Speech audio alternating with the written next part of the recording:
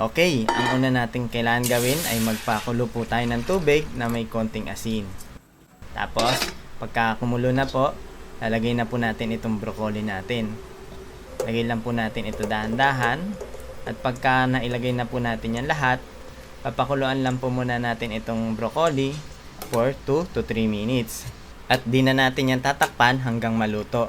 At pagka good na, tanggalin agad natin ito at banlawan natin ng malamig na tubig.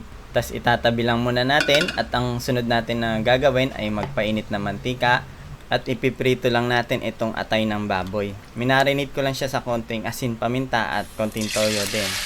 Yan, pag mainit na yung mantika, lulutuin na po natin ito at dahan-dahan lang natin ilalagay kasi nagtatansikan po yung mantika nito. Yan, lutuin lang natin sa malakas na apoy at balik-balik ta rin nyo rin pag nakikita nyo na naluluto na yung ilalim nya. Hanggang maging dark brown or ganito na itsura nya, pwede na po natin ito hanguin. Tapos tatabi lang muna natin yan. Tapos balik lang natin itong pinaglutuan kasi magigisa naman tayo ng bawang at pati po ng sibuyas.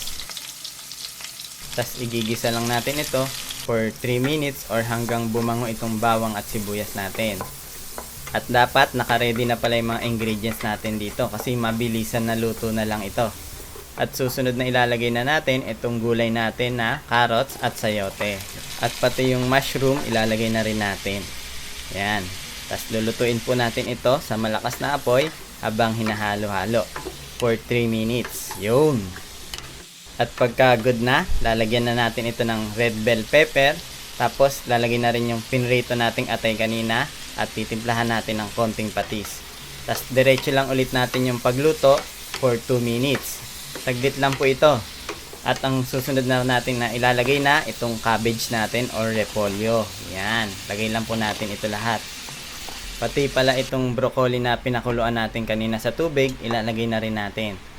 Lulutuin lang din natin ulit yan for 1 minute sa malakas na apoy pa rin. Diretso lang natin ang paghalo. Kaya maganda po dito, malalim yung lutuan niya para hindi ganong kahirap maghalo. Tapos, ilalagay na po natin itong cream of mushroom para mas masarap lalo itong chop suey natin. At itong cornstarch mixture. Ang halo po pala niyan ay oyster sauce, tubig at cornstarch. Yun. Tapos ngayon, haluin na pala natin yan ng mabuti at hintayin natin mag-simmer or kumulo.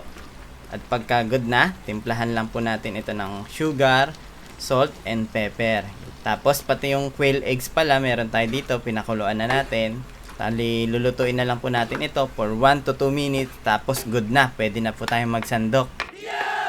Sana po pala nag-enjoy kayo sa video natin ngayon. So paano, kita-kits na lang po ulit tayo sa susunod na video natin. Maraming salamat po sa inyo. Tara, kain tayo!